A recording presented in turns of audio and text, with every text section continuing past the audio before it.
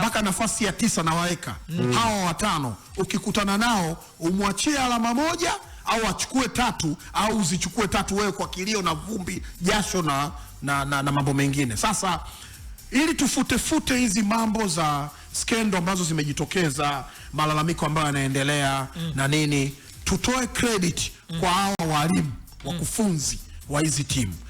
Hongera sana, niliandika jana, hongera sana Amani Josia kwa performance nzuri. Yanga unawasifia kwenye eneo moja tu, kwamba benchi lao la ufundi lilifanya kazi yake vizuri kabisa. Yanga wametengeneza nafasi nyingi sana nyingi mno. Clear chance. Uwezi kusema ni half chances zile.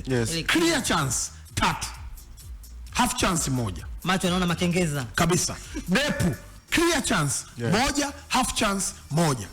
Ndio. Mudathiri Yahya Bas amepoteza mipira 16. Hao ni watu ambao wanaongelea positive kabisa. 16 mipira, yani kama pasi haiendi kuwa ya afya na pengine kutani pasipo sababu na kuporwa na kupoteza mipira isipokuwa na sababu.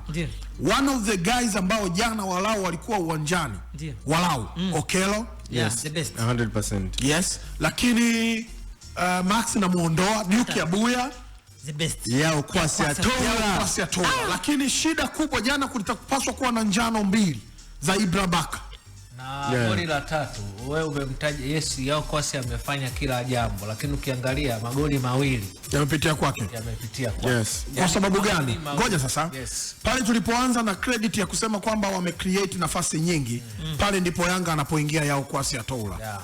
Ameshiriki ku cut in mara 4. Kwenda wide na kuleta mipira ya hatari ya cross 3.